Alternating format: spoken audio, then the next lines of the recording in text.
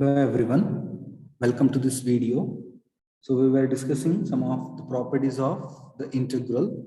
Now we shall continue the discussion. So we shall move on to the third property.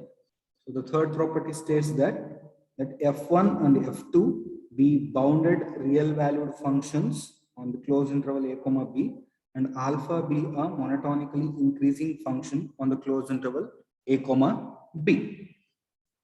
If f1 and f2 are Riemann-Stieltjes integrable functions on the closed interval a comma b, and f1 of x is always less than or equal to f2 of x for all x in the closed interval a comma b, then the Riemann-Stieltjes integral of f1 is less than or equal to the Riemann-Stieltjes integral of f2. So whenever f1 of x is less than or equal to f2 of x, the Riemann-Stieltjes integral of with respect to f1 will be less than or equal to the Riemann-Stieltjes integral of f2.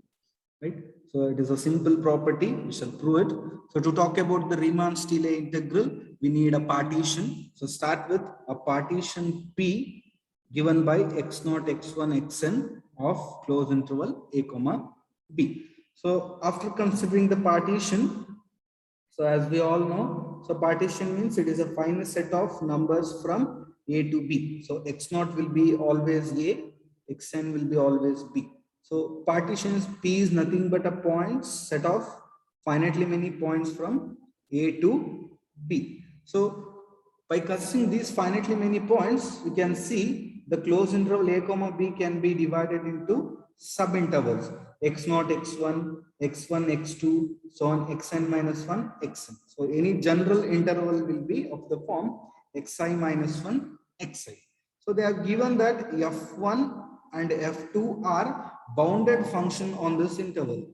So f1 and f2 are bounded functions. That means f1 of x and f2 of x are bounded in the region, in the range closed interval a comma b. So as these two functions are bounded from a to b, they will be bounded on each of the subintervals. So f1 of x and f2 of x are bounded in each of the subintervals. So hence by the least upper bound property and the greatest lower bound property of R. So for these f1 of x and f2 of x values, so there will be infimum in each of the subinterval. On each subinterval, f1 of x's are bounded. So that is, they are bounded below. So f1 of x's are bounded below, hence they have greatest lower bound. That is, they will have infimum. So call it as mi. So mi be the infimum of all f1 of x's as x varies over the subinterval xi minus 1, xi. Similarly, f2 of x is also bounded. So call mi dash to be infimum of all f2 of x's as x varies over the subinterval xi minus 1, xi. Now observe that. So as mi is the infimum of f1 of x, so mi will be lower bound for f1 of x. So mi will be less than or equal to f1 of x as x varies over the closed interval xi minus 1, xi. But by the given hypothesis, f1 of x is less than or equal to f2 of x for all points from a to b. So in particular, f1 of x will be less than or equal to f2 of x for all x varying over any subinterval, right? So as this condition is true for the whole interval, it will be true for any subinterval of it. So f1 of x will be less than or equal to f2 of x for all points x in any subinterval. But now we can observe that mi is actually bounding these values below. So that means mi forms a lower bound for all f2 of x values as x varies over the subinterval xi minus 1, xi. But for as x varies over this subinterval, these f2 of x values actually have infimum, that is greatest lower bound. For all these values, there exists greatest lower bound, and mi is a lower bound. So any lower bound will be less than or equal to the greatest lower bound mi dash. So mi will be less than or equal to mi dash for all I. Now consider the corresponding lower Riemann-Stieltjes sum. So with respect to the function f1, so lower Riemann-Stieltjes sum will be summation small mi into delta alpha I running from 1 to n. So to define the lower Riemann-Stieltjes sums, we exclusively consider the infimums. But mi is less than or equal to mi dash for all I. So this summation will be less than or equal to this summation. But what is this summation? Summation mi dash delta alpha I running from 1 to n, where mi dash is the infimums of f2 of x's. So similarly, this will be the lower Riemann-Stieltjes sum with respect to f2. So that is LPF2 alpha. So that is we got LPF1 alpha is less than or equal to LPF2 alpha, where P is any partition of the closed interval a comma b. So the partition which we started with was arbitrary. So this inequality holds for any partition, any partition. Now consider the Riemann-Stieltjes integral of f2. So to prove the required inequality, so consider the Riemann-Stieltjes integral of f2. So as it is f2 is Riemann-Stieltjes integrable, so this integral will be nothing but the lower Riemann-Stieltjes integral also. So it will be lower Riemann-Stieltjes integral of f2. How we have defined it? It is defined to be supremum of all lower Riemann-Stieltjes sums with respect to the function f2. It is the supremum of all possible lower Riemann-Stieltjes sums by varying partition P over the closed interval a comma b. So for all possible partitions P of the closed interval a comma b, calculate the lower Riemann-Stieltjes sum with respect to the function f2. Then supremum of all such lower Riemann-Stieltjes sums is called as the lower Riemann-Stieltjes integral of f2. So as it is the supremum of all lower Riemann-Stieltjes sums, it will be greater than or equal to each lower Riemann-Stieltjes sum with respect to f2. But we have seen any lower Riemann-Stieltjes sum with respect to f2 is always greater than or equal to the lower Riemann-Stieltjes sum with respect to f1. So this will be greater than or equal to lower Riemann-Stieltjes sum with respect to f1. So what we got, the Riemann-Stieltjes integral of f2 is greater than or equal to LPF1 alpha, that is lower Riemann-Stieltjes integral of f1, where we can observe P is once again arbitrary. So vary P over all partitions of closed interval a comma b, right? Then collect all the lower Riemann-Stieltjes sums of f1 as P varies over the partition closed interval a comma b. Then you can observe that each element of this set is bounded above by this term. You can observe if you put any partition of closed interval a comma b in place of P, this term is less than or equal to this term. So, or in other words, you can say this Riemann-Stieltjes integral of f2 becomes an upper bound for all lower Riemann-Stieltjes sums of f1. But for all these numbers, we have the supremum, right? So this is an upper bound, but for all these terms, we have the supremum. So supremum of all lower Riemann-Stieltjes sums, and on the other, this is a upper bound. So supremum means what? Least upper bound, and this is an upper bound. So any upper bound will be greater than or equal to the least upper bound. But what is least upper bound? It is the lower Riemann-Stieltjes integral of f1. But it will be equal to the Riemann-Stieltjes integral of f1, as f1 is Riemann-Stieltjes integrable. So what we got? The Riemann-Stieltjes integral of f2 is greater than or equal to the Riemann-Stieltjes integral of f1. Provided f1 is less than or equal to f2. So under this condition, we proved that the Riemann-Stieltjes integral of f1 is always less than or equal to the Riemann-Stieltjes integral of f2. So which completes the proof, or it completes one more property related to the Riemann-Stieltjes integrability.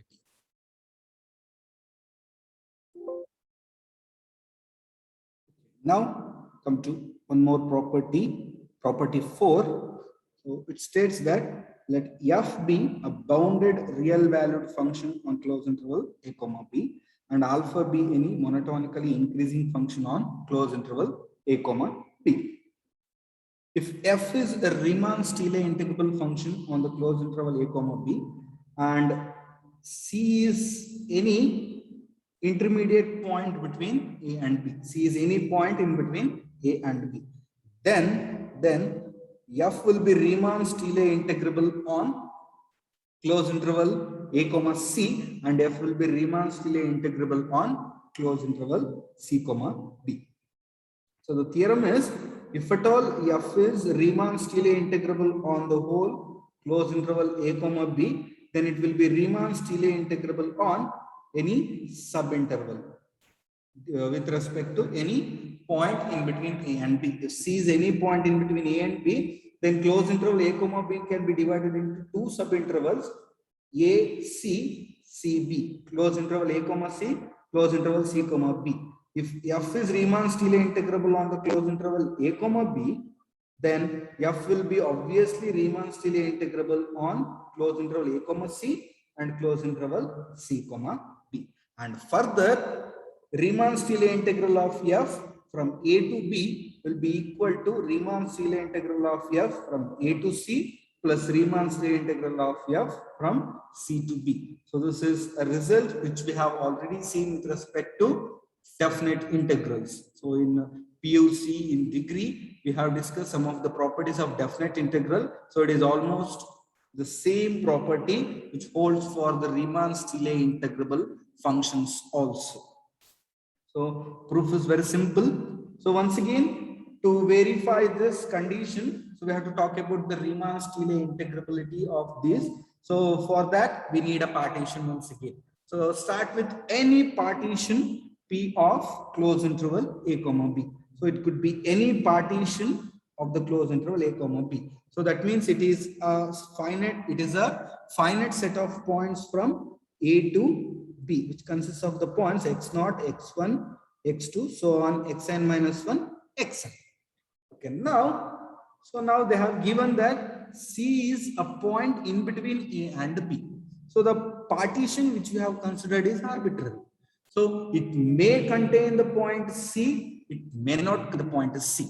But anyhow, I need a partition which contains the point C to highlight it. So let P star be P union the point C, the singleton set C, right? So that means the partition which we have considered contains finitely many points from A to B. So among those points, C could be one of the point or it could not be. So in the considered partition, the point C could be there, could not be there. We don't know, right? But in any case, I need a partition which contains the point C. So what shall we do is, so consider P star to be P union C, as P is a partition and P star is also a partition of closed interval A comma B, and P star contains P. P star will be a refinement of P. P star will be a refinement of P.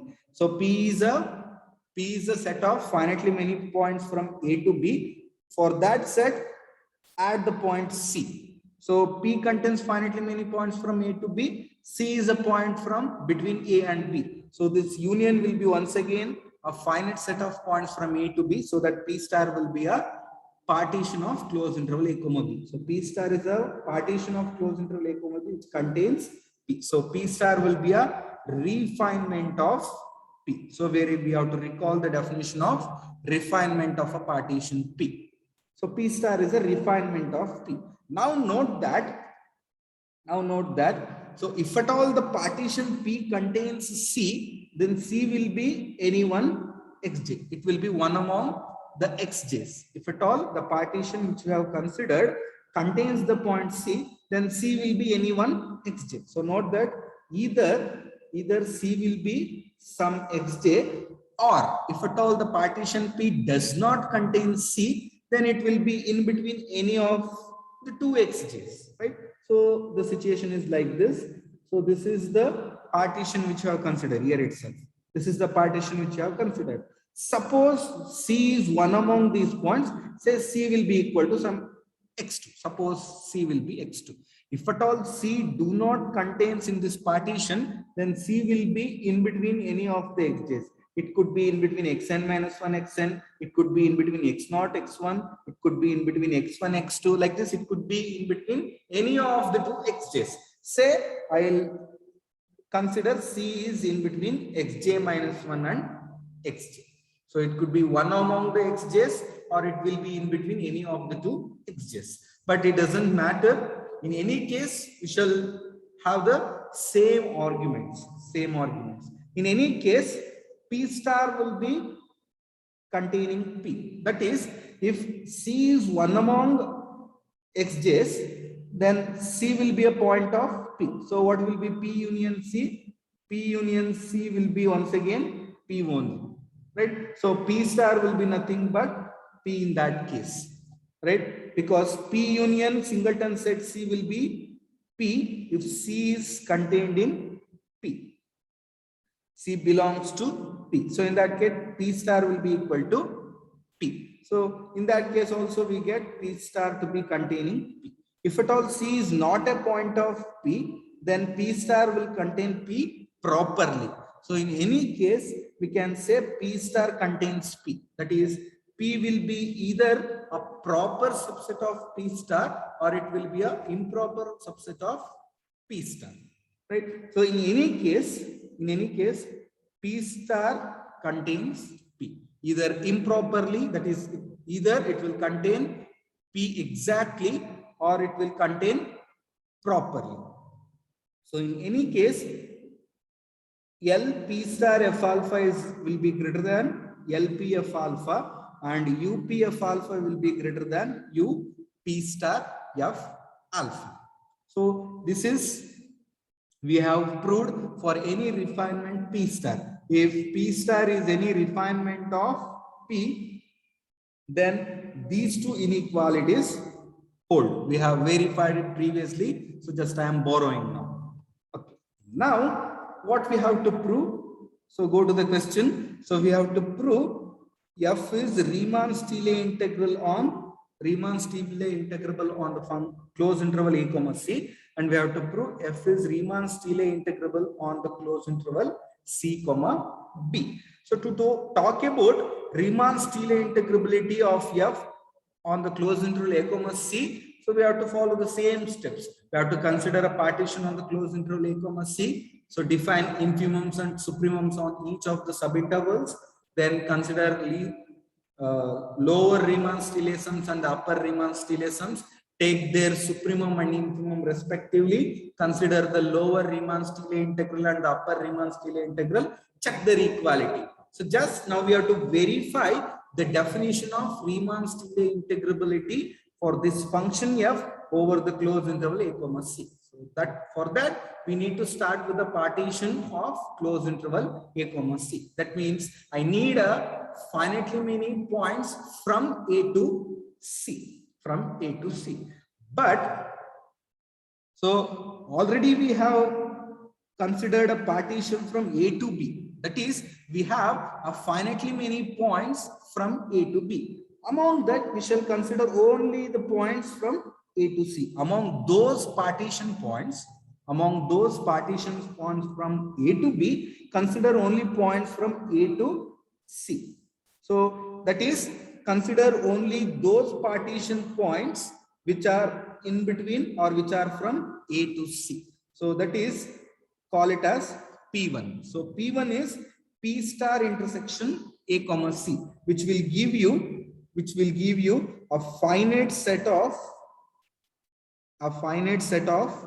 points from a to c, which will be nothing but a partition of closed interval a comma c.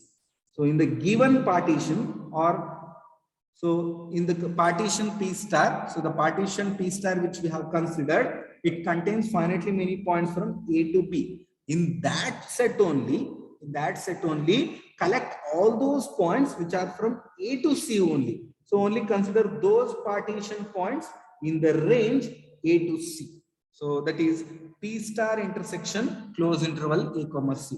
So that will give you a finite set of points from a to c. So call it as P1, then P1 will be nothing but a finite set of points from a to c. So it will be a partition of closed interval a comma c. Similarly, now consider the remaining points of the partition P star from C to B. From C to B. So what all the partition points are there from C to B? So take only those. That is, consider those partition points which are from C to B.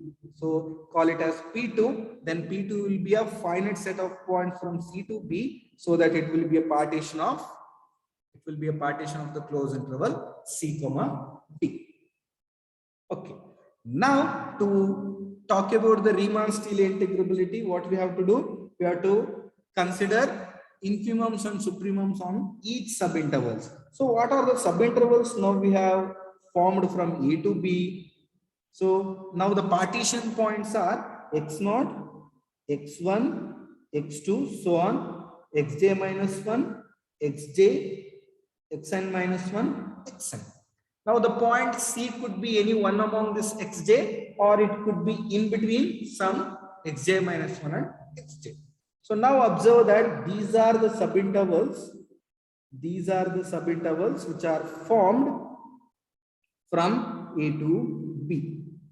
A to B. So these are the subintervals of the closed interval A comma B with respect to the partition P star. Now on each of this subinterval you shall consider infimum and supremum. As the given function f is bounded on the closed interval A comma B, it will be bounded on each of the subintervals. So infimum and supremum exists for f of x values. So accept these two intervals. So for these two intervals, observe that this point is xj minus 1, c xj. So apart from these two subintervals, all rest of the subintervals are of the form xi minus 1, xi. Because here observe x0, x1, x1, x2, x2, x3, like this. Apart from these two subintervals, every other subinterval is of the form xi minus 1, xi. So for all those subintervals, in general, we shall define mi as the infimum of f of x and capital Mi as the supremum of f of x on each of such subintervals. Now, so on each of these subintervals, we define the infimum. For example, from x0 to x1, for x0 to x1, so m1 is the infimum, capital M1 is the supremum. From x1 to x2, m2 is the infimum, capital M2 is the supremum, like this. So these two subintervals are different in nature or different in naming those, different in their endpoints naming, but all rest of the intervals are of the form xi minus 1, xi. Put I is equal to 1, you will get the first subinterval. Put I is equal to 2, you will get the second subinterval. Like this. So this is the general subinterval apart from these two. So for all those intervals which are of the form xi minus 1, xi, so we shall define mi as the infimum, capital Mi as the supremum. So now we are remained with these two intervals. So one is the interval xj minus 1c, the other is cxj. So these two are the subintervals of A to B on which we have to define infimum and supremum. For all rest of the intervals, we have defined the infimum and supremum.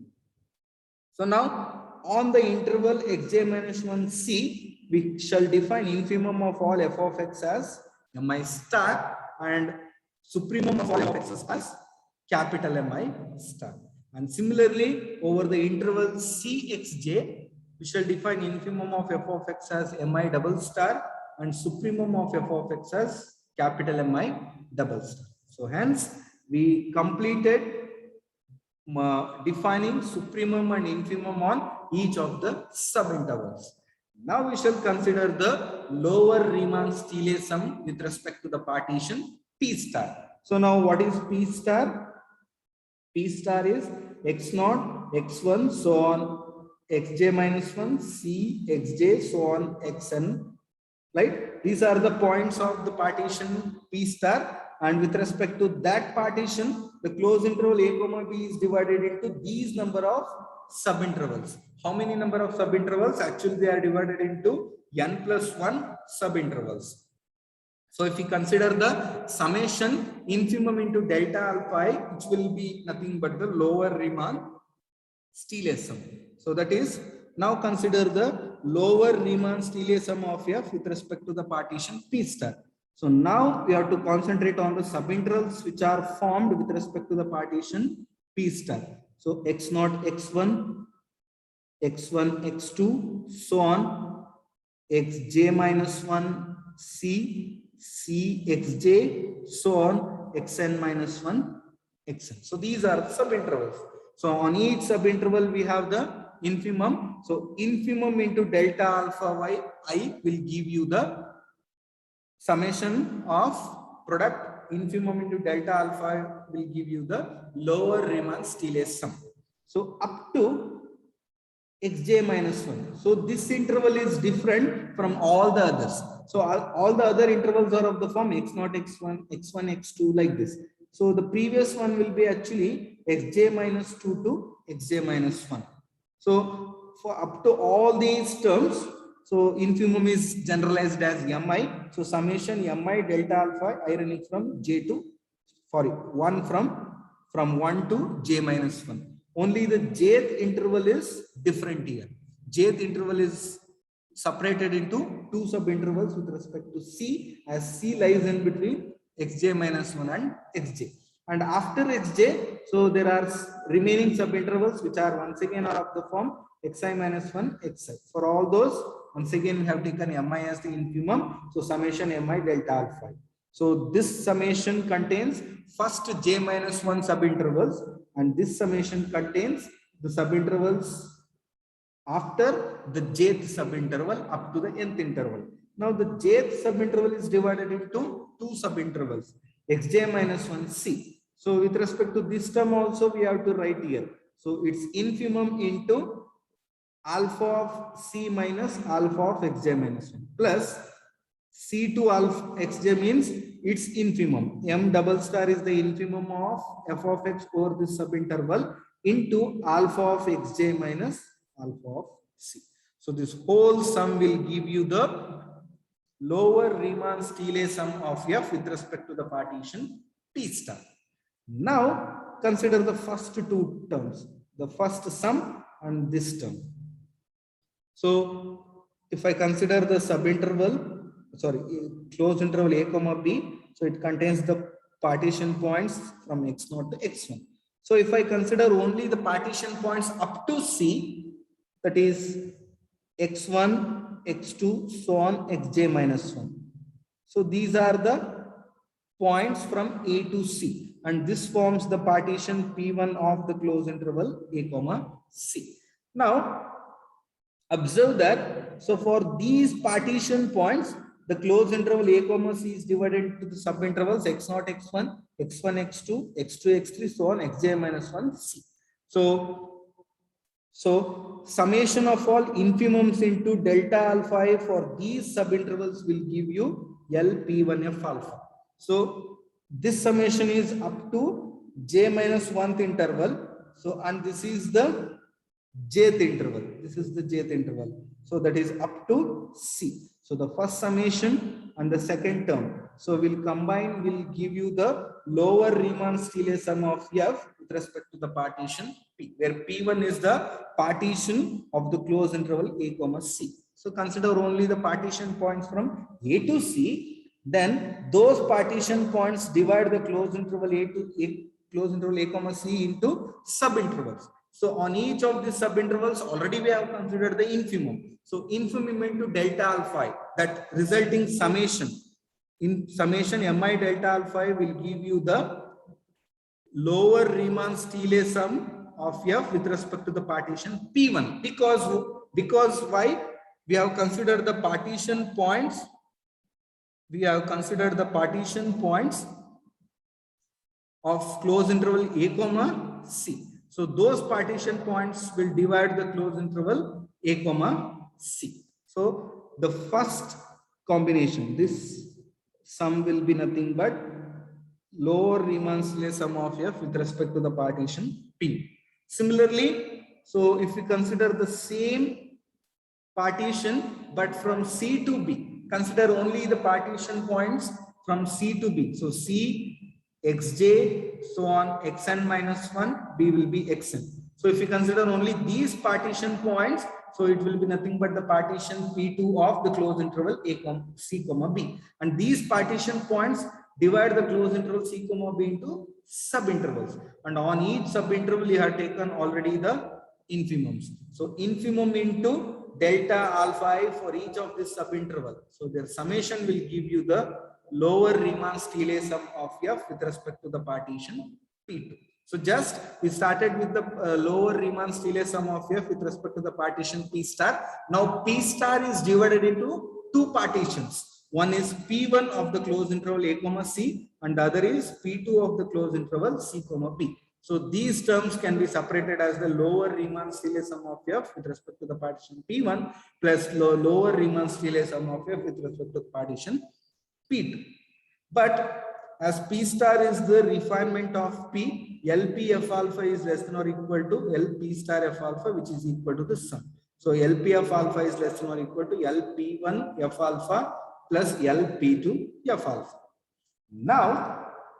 Now take the supremum of all lower Riemann-Stieltjes sums of F over the partition P1 over the closed interval A, C. Now consider all possible partitions P1 over the closed interval A, C. With respect to each possible partition, calculate the lower Riemann-Stieltjes sum. And finally, take the supremum of all such lower Riemann-Stieltjes sums for partitions P1 varying over the closed interval A, C. Then that supremum will be obviously greater than or equal to any of the lower Riemann-Stieltjes sum over the partition P1 of the closed interval A, C.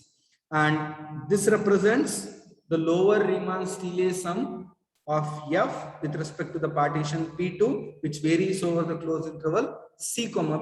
Now consider all such lower Riemann-Stieltjes sums for varying partition P2 of the closed interval C, B. Then supremum of all those lower Riemann-Stieltjes sums will be obviously greater than or equal to any element of that set.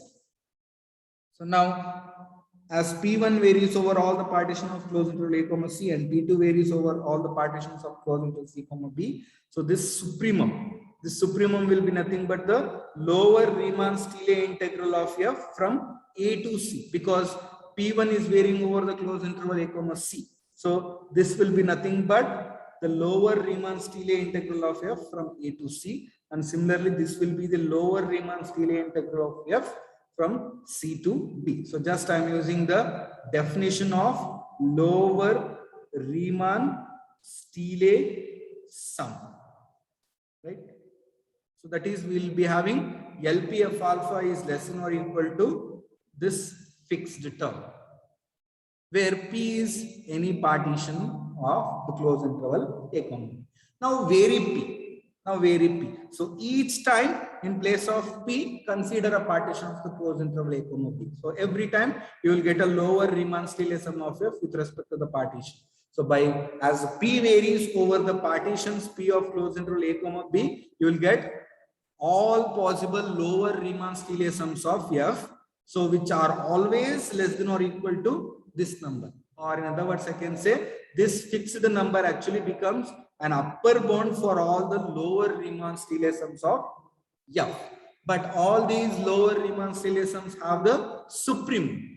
So supremum means what? It is the least upper bound. So least upper bound will be less than or equal to any other upper bound. So this forms an upper bound, and this is the least upper bound. So least upper bound will be always less than or equal to any other upper bound. So what you will represent this upper bound, least upper bound of all these lower Riemann-Stieltjes sums, we denote it by the lower Riemann-Stieltjes integral of F from A to B, as P varies over the closed interval A, B. But as F is Riemann-Stieltjes integrable on the closed interval A, B, the lower Riemann-Stieltjes integral will be simply the Riemann-Stieltjes integral of F from closed interval A, B. So finally, we'll get the inequality. Riemann-Stieltjes integral of F from A to B is less than or equal to the lower Riemann-Stieltjes integral of F from A to C plus the lower Riemann-Stieltjes integral of F from C to B. So call it as equation 2.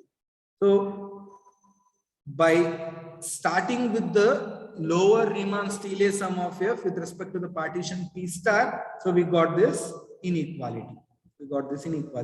In a similar way, we start with the upper Riemann-Stieltjes sum. Now consider the upper Riemann-Stieltjes sum of f with respect to the partition P star. So once again, what is the partition P star? So it contains the points x0, x1, so on x2, xj minus 1, c, xj, so on xn minus 1, and finally xn. So these are the partition points of P star, and this partition divides the closed interval a comma b into subintervals x0, x1, x1, x2, so on xj minus 1, c, c, xj, so on xn minus 1, xn. Right? So considering what is the upper Riemann-Stieltjes sum of any function with respect to any partition, it will be simply summation supremum into delta alpha I for each subinterval. For each subinterval, we will be calculating supremum into delta alpha I. Summation will nothing but give you the upper Riemann-Stieltjes sum. Now, for each of the subintervals, we have already considered the supremum. So, up to the j minus 1th interval, so supremum is capital Mi. For the jth interval, it is divided into 2. So, in that, among the first, xj minus 1c, for that m star is the supremum into alpha of c minus alpha of xj. Plus, for the interval c to xj, m double star is the supremum into alpha of xj minus alpha of c. So up to this over. So next, the remaining, for the remaining subintervals, we have once again called the supremums as mi. That is from j plus 1th interval to up to nth interval. Right?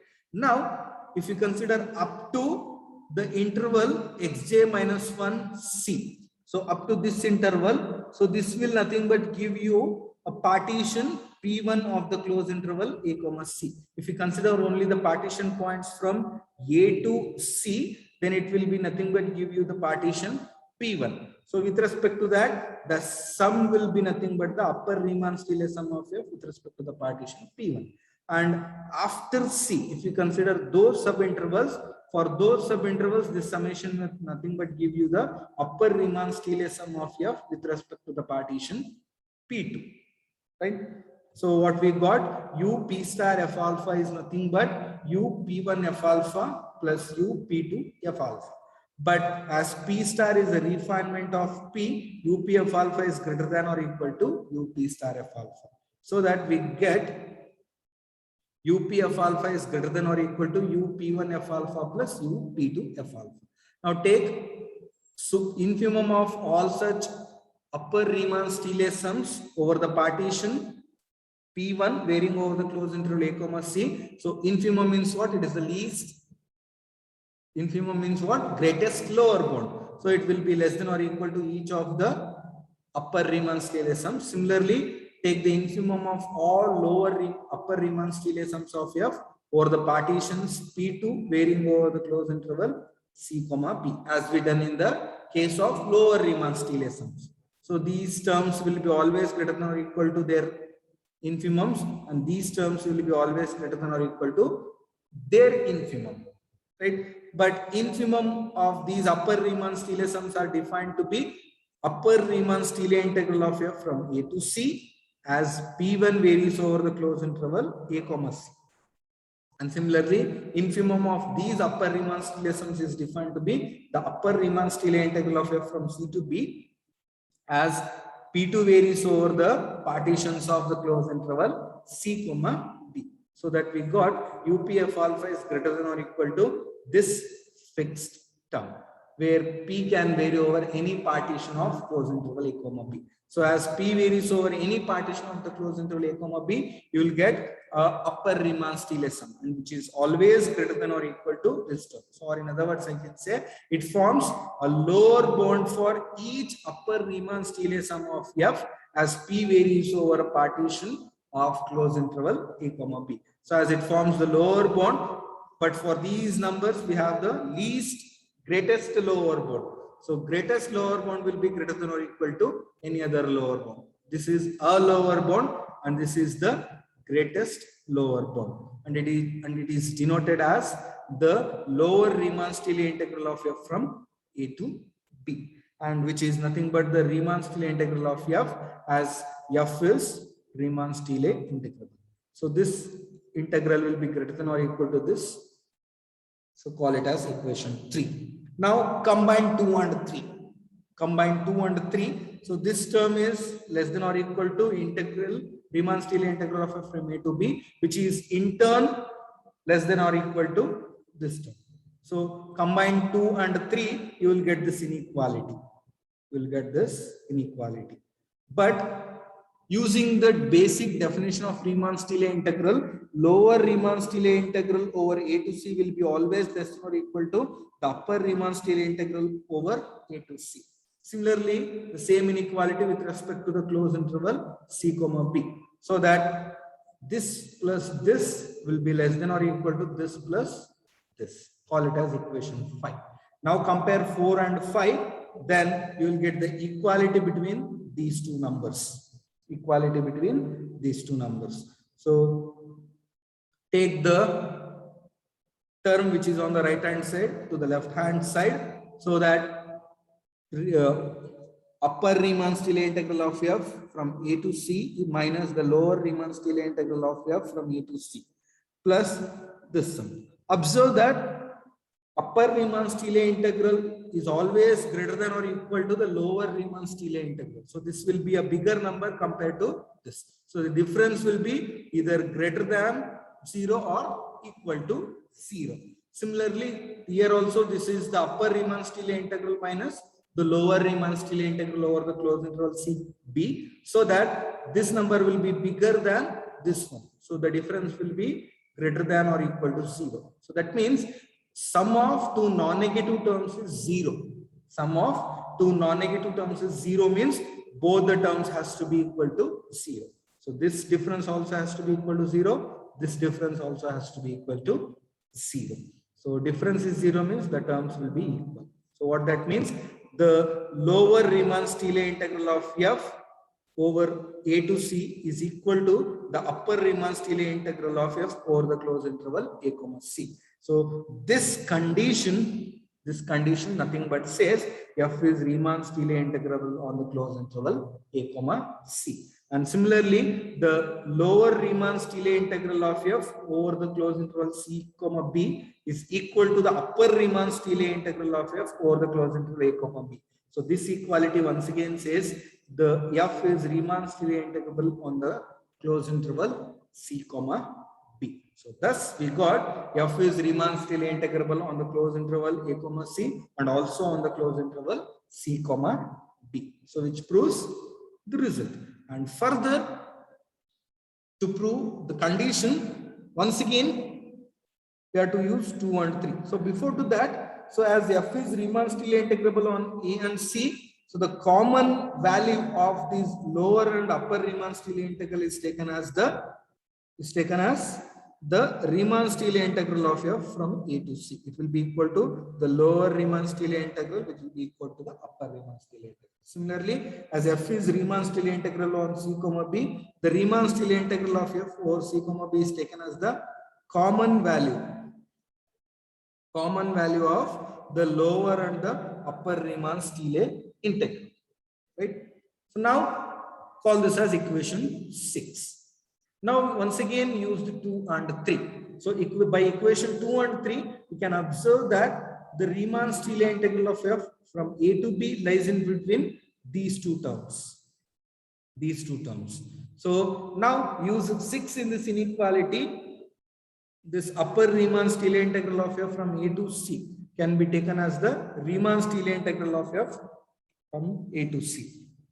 Similarly, using 6 in all these terms, in place of all these terms, we'll get the inequality this one. So that means the Riemann-Stieltjes integral of f over the closed interval a comma b lies in between the same term. So this integral is less than or equal to this term, and it is also greater than or equal to the same term. So that you will get the equality Riemann-Stieltjes integral of f over the closed interval a comma b is equal to the sum of the Riemann-Stieltjes integral over the closed interval a comma c and c comma b. So which is the required equality.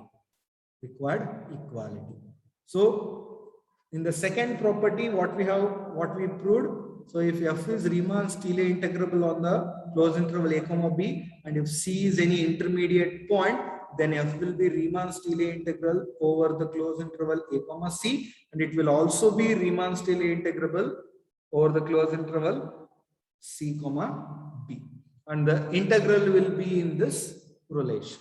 So this completes one more property.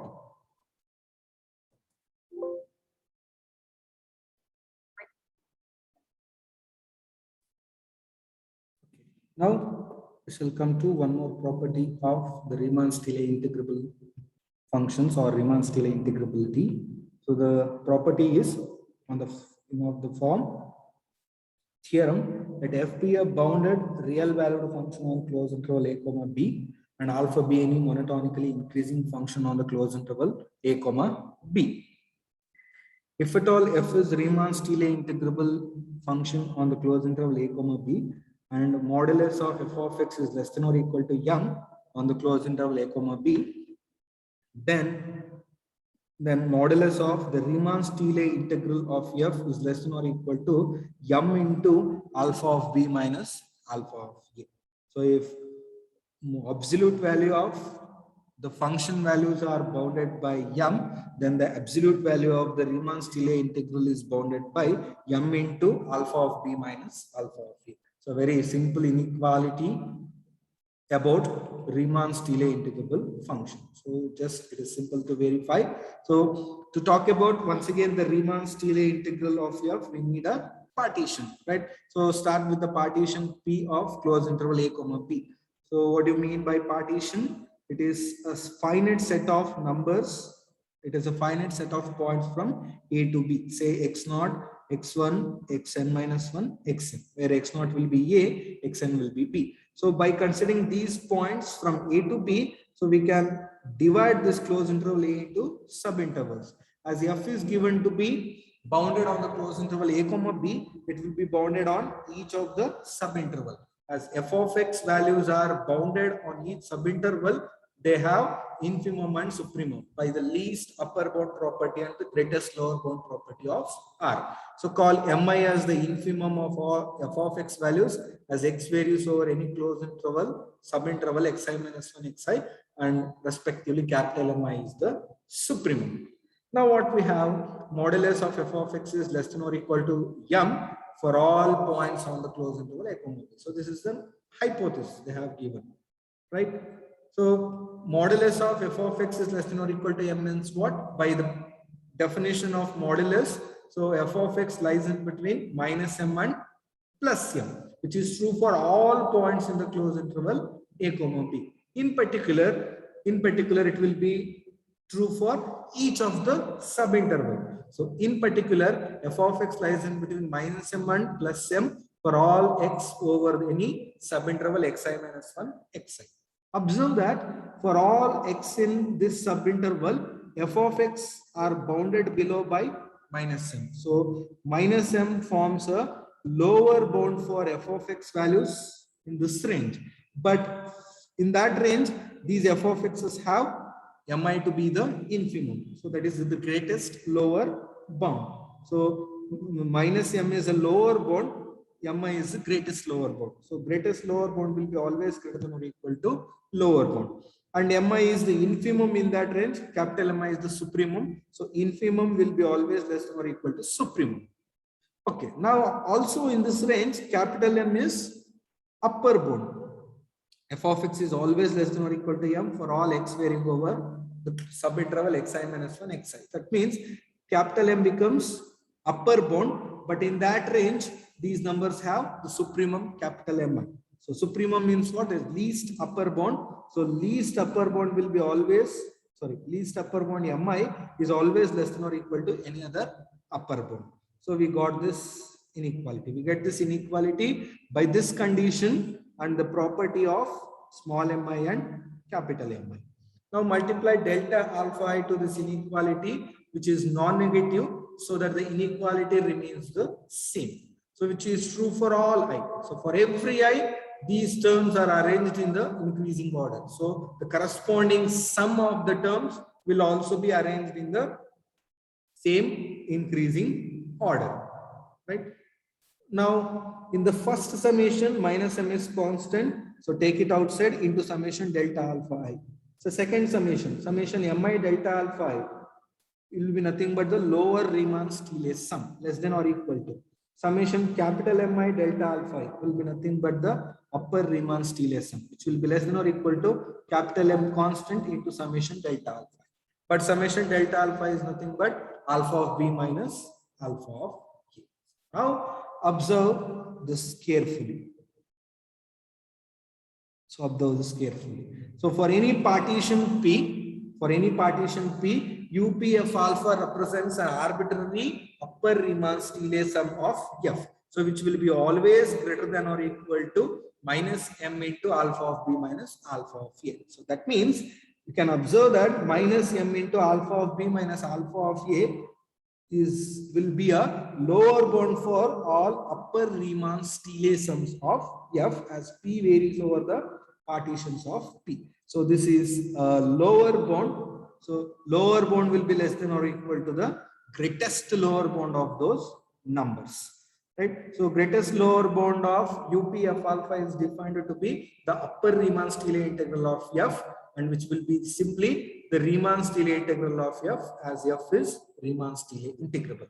So that means minus M into alpha of B minus alpha of A is less than or equal to the Riemann-Stieltjes integral of F from A to B. And on the other hand, now observe this inequality, this one.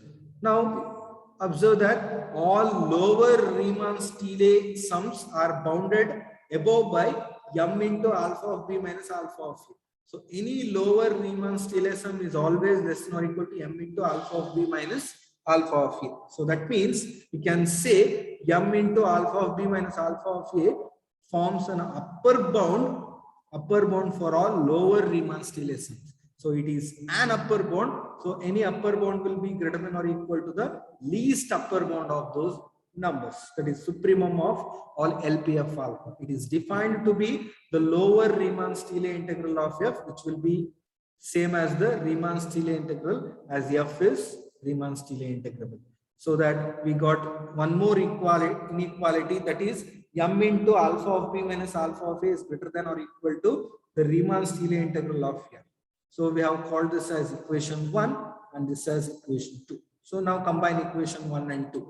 So by combining equation 1 and 2, alpha of Riemann-Stieltjes integral of F over the closed interval A comma B lies in between minus M into alpha of B minus alpha of A and plus M into alpha of B minus alpha of A. In other words, I can say the absolute value will be less than or equal to M into alpha of B minus alpha of A by a property of modulus, and which is the required inequality. So in simple arguments, we prove the required inequality. So which forms one more property of Riemann-Stieltjes integral.